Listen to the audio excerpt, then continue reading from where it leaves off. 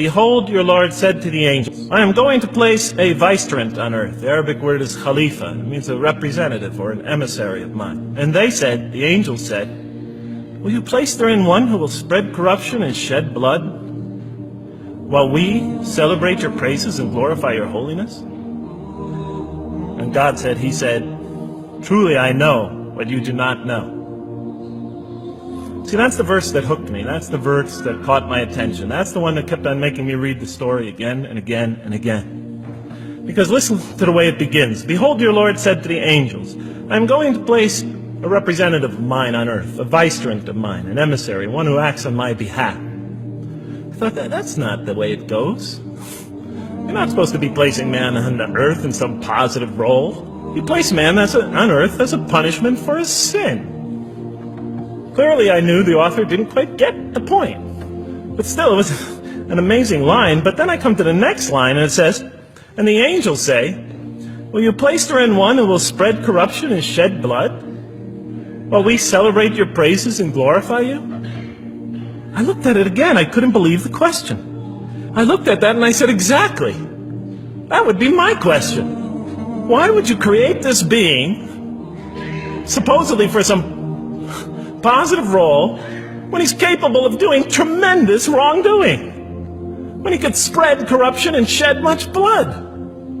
Why would you create this violent and pernicious creature when you could create angels? As the angels clearly say, well, we, the angels, celebrate your praises and glorify you. They were asking one of the most fundamental questions in the entire history of religion. Why create you, man, this utterly fallible creature, this creature who could rebel against God's will, who could do such tremendous wrongdoing, who could wreak havoc like no other creature on earth, when you can make them angels? That whole question, everything that I ever thought, everything that I ever experienced, everything that I ever knew was in that question. It was as if the author took my life and wanted to pick out exactly the right question to humiliate me, to provoke me, to anger me. Why create man, this most destructive and violent creature, when you could make him angels? And then look at the answer. And he said, God said, truly I know what you do not know. You know, in modern parlance, we would say, I know exactly what I'm doing. I read that and said, what? You know what you do not know? You know exactly what you're doing? Well, please inform me. Tell me what you're doing. You can't just get off that easy. You can't just tell me you know exactly what you're doing. Not after what I've been through. Not after you made me this way. And then I realized, of course, I was arguing with a God I didn't even believe in. And that would happen several times as I read through the Quran. And sometimes I would just get into so agitated by what I read, I'd start arguing with this voice that I'm reading before me, that's calling to me. So we turn to the next verse. It turns out that the Quran just doesn't dismiss the question. It starts to answer it a little bit. And in the next verse it says, and he taught Adam, God taught Adam, the names of all things. And then he placed them before the angels and said, tell me their names if you are right.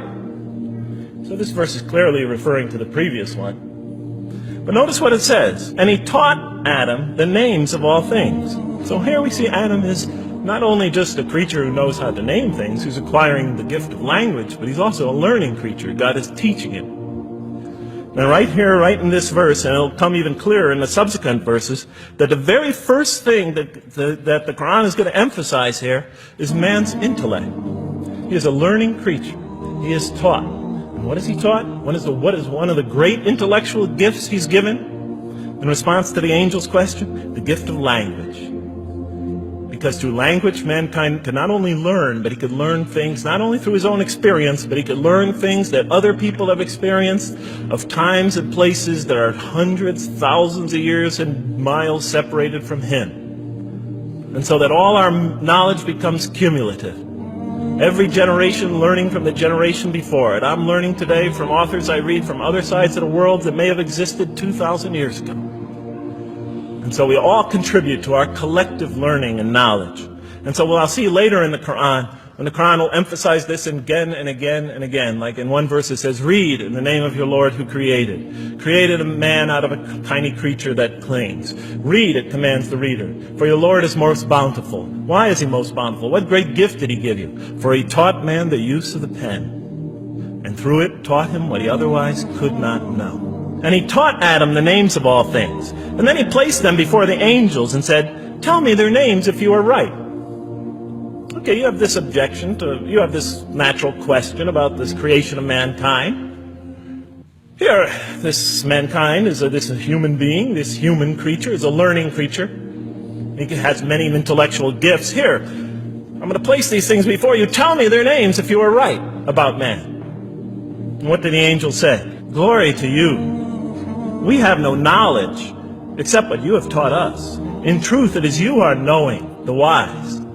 They say this task, this intellectual test that's put before them is beyond their grasp. And so in the next verse we read, and he said, oh Adam, tell them their names. And when he had told them their names, notice how it's just like it's nothing for him. For mankind, he has this phenomenal ability. And that's clearly the point of these verses. Even though I felt that the author didn't quite, it was as if I realized that he didn't misunderstand the story. He was taking one of the great stories in the history of humankind, one of the fundamental greatest stories in the history of mankind, and molding it and using it as a vehicle for an entirely original message. And God said, did I not tell you that I know what is unseen in the heavens and the earth? And I know what you reveal and what you conceal? In other words, didn't I tell you I know exactly what I'm doing? I looked at that. What question what did they reveal and what did they conceal? Why are you all looking at me like that? You're starting to scare me. You're all looking very serious. Am I losing you? Wow. Okay. So, they revealed the sinister and evil propensities of man. But what did their question conceal? All you have to do is think about it for a minute.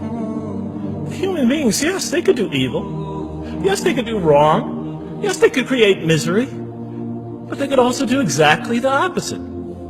They could choose to do evil. They could choose to do tremendous good. They could choose to do tremendous violence. They could choose to show tremendous compassion. They could choose to live by falsehood. They could choose to live by the greatest truths. So we go on to the next verse. And behold, we said to the angels, bow down to Adam, and they bowed down. But not so Iblis. Iblis is like the father of Satan. He refused and was arrogant. He was of those who reject faith. An interesting statement. And notice why Iblis does not bow down. He refuses because he was arrogant. We often hear what's the root of all evil? In the West, it's always money, greed, etc. Here the Quran says seems to be saying that the root of all evil is not always material wants. It's not always money, it's not always greed. At the heart of evil is arrogance. Putting yourself above all others. Of assigning to yourself special priority and neglecting the rights of others. O Adam, dwell you and your spouse in the garden, and eat freely thereof what you wish. But come not near this tree, for you will be among the wrongdoers. Then they make the mistake. But Satan caused them to slip and expelled them from the state in which they were. And we said, go all you down, some of you being enemies of others, will be adversaries of others. Some of you will be adversaries of each other, and on earth will be your dwelling place and provision for a time. Let's go back from where we started. First, mankind is being taught. We see he's an intellectual being. Then we show he's a moral being. Moral being means he's a being that's going to have to make choices. And then God gives him this choice. It's not a huge deal. It's not the gravest sin in the history of humanity by any means. It's minor by any standards.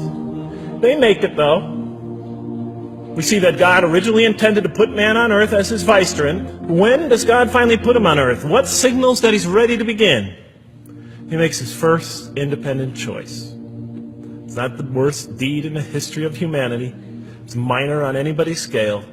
But it shows that mankind is ready to act on his own.